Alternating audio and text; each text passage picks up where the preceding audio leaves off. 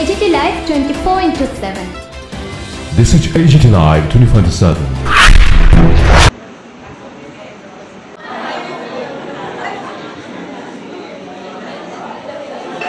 যে বরাদ্দ টাকা ছিল সেটাকে প্রতি বছর কাটছাট করে দেওয়া হচ্ছে।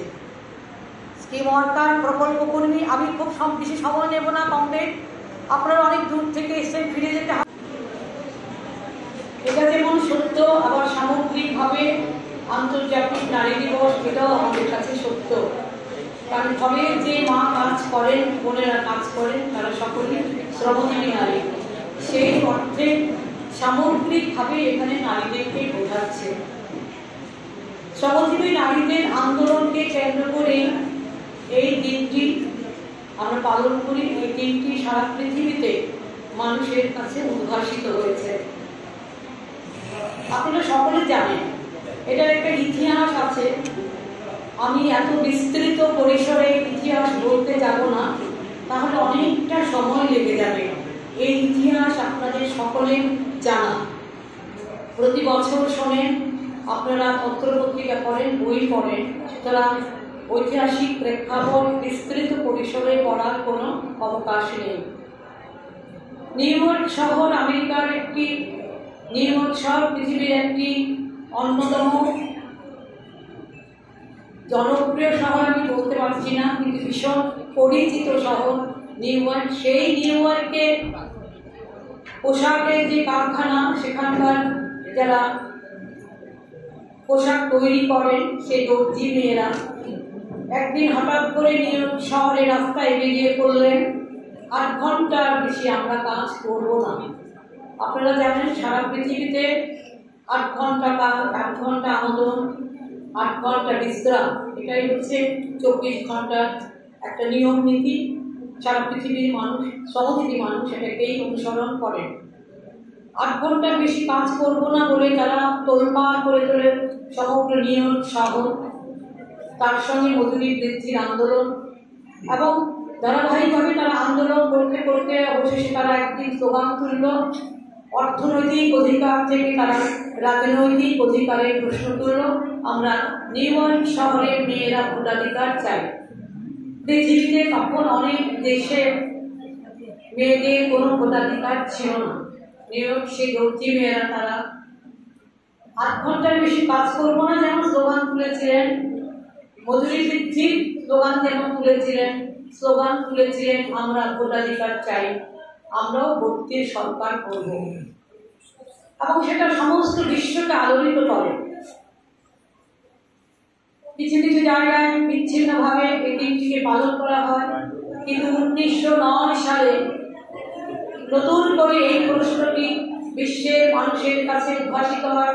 সমাজতান্ত্রিক কিংবা সমাজতন্ত্রের মতাদর্শে যারা বিশ্বাসী, তারা চাইলেন এই দিনটিকে সারা পৃথিবী মেনে চলবে, এবং সিদ্ধান্ত হয় তারা এই 8ই মার্চ, সেদিন ছিল 8ই মার্চ, নিউ ইয়র্ক শহরে দর্জি মেয়েরা যে রাস্তায় বেরিয়েছিলেন, এই দিনটিকে তারা উদযাপন করবে।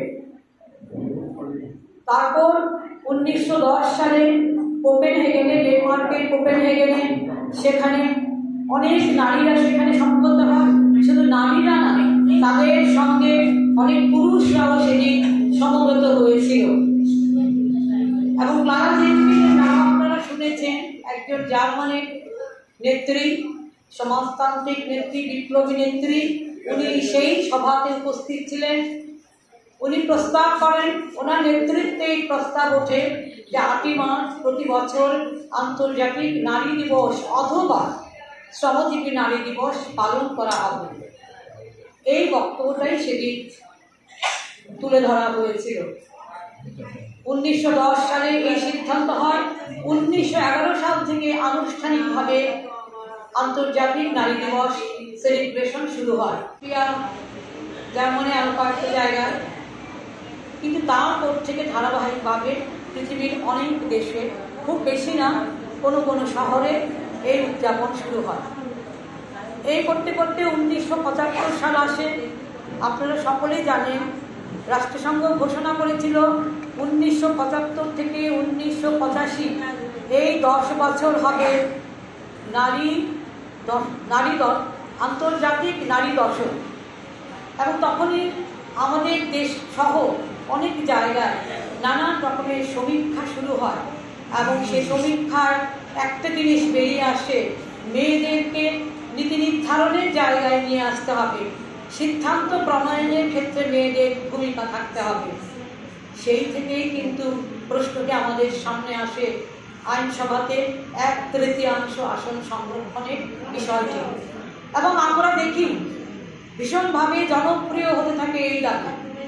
1975 থেকে 1985 সাল আমাদের দেশে ডক্টর ফুলদেনু গুহর নেতৃত্বে একটি কমিটি হয়, তারা একটি স্ট্যাটাস কমিটি দীর্ঘদিন গোটা দেশে ঘুরে ঘুরে সমীক্ষা করে তারা সেই রিপোর্ট সেন্ট্রাল গভর্নমেন্টের কাছে জমা দেয়, এবং পৃথিবীর অনেক দেশে এগুলো করে।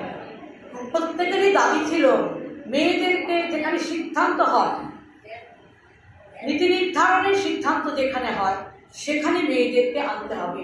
যদি মেয়েদেরকে আমরা এখানে না আনতে পারি, এখানে যদি মেয়েদের কোনো ভূমিকা না থাকে, তাহলে মেয়েরা মাথা উঁচু করে পৃথিবীতে সমাজে দাঁড়াতে পারবে না, তাদের অধিকার সুরক্ষিত হবে না। তারপরেই কিন্তু আমাদের দেশেও কিন্তু এই প্রশ্ন ওঠে, এবং আপনারা জানেন 30 স্তর পঞ্চায়েতে 1/3 আসন সংরক্ষণের বিষয়টি তোলপাড় তোলে গোটা দেশকে।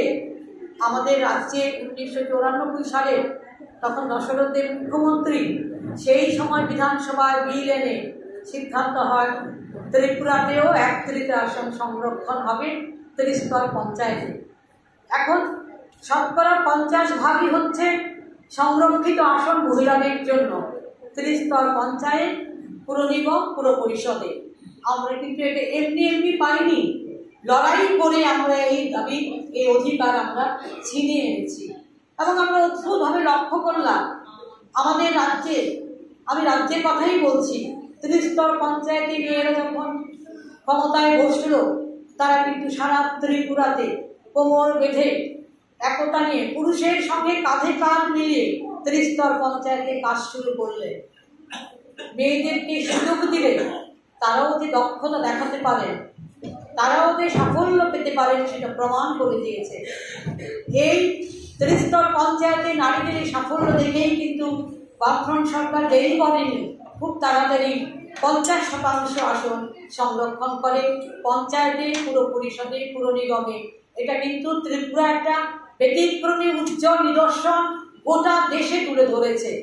তখন শুধু ত্রিপুরাই করেছিল, তারপর আমরা দেখলাম অনেক রাজ্য এই সংরক্ষণে এগিয়ে এসেছে।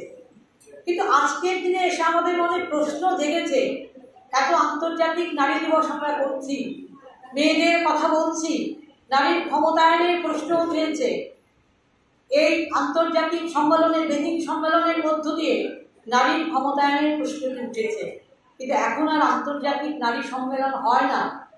অনেক দেশ, বিশেষ করে পুঁজিবাদী দেশগুলো কোনো আগ্রহ দেখায় না, কারণ নারীদেরকে অধিকার দিলে তাদের সমূহ বিপদ, এটা তারা বুঝতে পারে। কিন্তু কি আমার দেশ দিয়ে যদি বিচার করি, তাহলে আমরা এটা বিচার করতে পারি যে আমরা কি পেলাম। 24 সাল গোটা ভারতবর্ষে তারা আলোড়ন তুলেছে আমাদের মেয়েরা, কিন্তু আমরা ত্রিপুরায় পাচ্ছি না। একটা ভয়, একটা ভীতি, সবসময় একটা চোখ রাঙানি তাদের সামনে। যেখানে আমাদের মেয়েরা সাহস দেখায়, সেখানে তাদেরকে আরো বেশি করে ভয় দেখানো হয়। কিন্তু আজকে আন্তর্জাতিক নারী দিবসে আমরা শুধু ভাষণ দেব, আমরা শুধু স্লোগান দেব, আমাদের কথা বলবো, কিন্তু ঘর থেকে বেরিয়ে আমরা তাদের কথা বলবো না, তাদের জন্য লড়াই করবো না, এটা তো হতে পারে না। সুতরাং এই আন্তর্জাতিক শ্রমজীবী নারী দিবসে আমরা যেটা চাইছি যে বেশি করে নারীরা বেরিয়ে আসুক, আরো বেশি করে নারীরা বেরিয়ে আসুক। কারণ নারীরা যেটা পারে সেটা অন্যরা পারে না, সেটা পুরুষরা পারে না, যুবকরা, ছাত্ররা পারে না। তারাই কিন্তু তার ঘরের ছেলেকে রক্ষা করতে পারে। মায়েরা, নারীরাই পারে তাদের সন্তানকে রক্ষা করতে। এখন আমরা দেখছি ত্রিপুরাতে এখন একটু আক্রমণটা একটু কমে এসছে, কিন্তু এই সুযোগটা কিন্তু আমরা কাজে লাগাতে চাই। তাই আপনাদের কাছে আমাদের আবেদন যে এই নারী দিবসে, আজকের এই নারী দিবসে আমরা কিন্তু আজকে এই প্রতিজ্ঞাবদ্ধই বাড়ি ফিরে যেতে চাই যে আসুন আমরা এই হরিয়ানার মতো, গুজরাটের মতো, মহারাষ্ট্রের মতো বিহারের মতো, ঝাড়খণ্ডের মতো আমরাও একটু আলোকিত করি ভারতবর্ষের নারী সমাজকে। ত্রিপুরার নারী সমাজ যদি একটু জেগে ওঠেন, এই মেহনতি শ্রমজীবী মানুষ, আমি শুধু প্রকল্প কর্মীদের কথা বলছি, কিন্তু অনেক ক্ষেত্রে আমাদের নারীরা কাজ করছেন। তারা নির্মাণে কাজ করছেন, তারা দিনমজুরে কাজ করছেন, তারা চা বাগিচায়, রাবার বাগিচায় কাজ করছেন, তারা ইটভাটায় কাজ করছেন, তারা বাড়ি বাড়ি গৃহ পরিচারিকার কাজ করছেন। কেউ ভালো নেই, কেউ ভালো নেই। কাজের জায়গায় তারা কোনো সম্মান পায় না, তাদেরকে নানাভাবে তাদেরকে হয়রানি করা হয়। আজকে আমাদের চোখ খুলে দিয়েছে কলকাতার আরজিকর মেডিকেল কলেজের ঘটনা, আমাদের চোখ খুলে দিয়েছে। গোটা ভারতবর্ষ জেগে উঠেছে, পৃথিবী জেগে উঠেছে। এ ধরনের ঘটনা অবর্ণনীয়, যাকে ভাষায় আমরা প্রকাশ করতে পারি না। একটা কাজের জায়গায় 26 ঘন্টা ডিউটি দিয়েছে চিকিৎসক ছাত্রী। 26 ঘন্টা ডিউটি দেওয়ার পর তাকে আবার ডিউটিতে আটকে রাখা হয়েছে পরের দিন সকাল পর্যন্ত, কারণ সেখানে ষড়যন্ত্র ছিল, পূর্ব পরিকল্পিতভাবে এটা বানানো হয়েছে, তাকে খুন করবে, তাকে অত্যাচার করবে। আপনারা দেখেছেন সংঘটিত অপরাধ সেদিন প্রমাণিত হয়েছে কাজের জায়গায়। যে কাজের জায়গায় মেয়েরা সবচেয়ে বেশি আশা করে যে আমি একটা নিরাপত্তা বেড়ার মধ্যে থেকে আমি কাজ করব, এখানে আমাকে কেউ আক্রমণ করবে না, আমি নিশ্চিত যে এখানে কাজ করব, রাস্তাঘাটে নয়, তার কাজের জায়গায়, তার সবচেয়ে প্রিয় জায়গায় কাজ করে যেখানে সে মানসিক শান্তি পায়, সেখানে থাকে। যেভাবে সংগঠিত অপরাধ হয়েছে তার উপর একজন মাত্র সাজাপ্রাপ্ত হয়েছে, এটা কি বিশ্বাসযোগ্য? গোটা ভারতবর্ষের কাছে প্রশ্ন, এটা কি বিশ্বাসযোগ্য হলো? তার অভিভাবকরা আবার শীর্ষ আদালতে গেছে, আবার সিবিআই এর কাছে গেছে। আমরা চাই ন্যায় বিচার সঠিকভাবে মেয়েটির পরিবার বা যারা এর সঙ্গে জড়িত তাদের সবাইকে নিরপেক্ষ তদন্ত করে দোষী সাব্যস্ত করে তাদের দৃষ্টান্তমূলক শাস্তি দিতে হবে। এটা যদি না করতে পারে, আমরা যদি এটা করতে না পারি, আমরা ট্রেড ইউনিয়ন যারা করি, মেহনতি মানুষের জন্য আমরা যে লড়াই করি, এটা যদি আমরা করতে না পারি, এটা আমাদের লজ্জা। গোটা দেশকে আমরা দেখাতে চাই যে না, আমরা করতে পারি। CI2 এখানে ভালো ভূমিকা নিয়েছে। CI2 এই ঘটনার পরিপ্রেক্ষিতে তারা এখন বলেছে কর্মক্ষেত্রে কোনো রকম হয়রানি, কোনো রকম যৌন নিপীড়ন আমরা বরদাস্ত করব না। অ্যাট এনি কস্ট, যে কোনো উপায়ে তার বিরুদ্ধে আমাদের রুখে দাঁড়াতে হবে। কিন্তু রুখে যে দাঁড়াবো কমরে, আমার তো একটা সংগঠন চাই, শক্তিশালী একটা সংগঠন চাই, তার একটা সুদৃঢ় একটা নেতৃত্ব চাই, না হলে তো আমরা লড়াই মাঝপথে আমাদের লড়াই থেমে যাবে।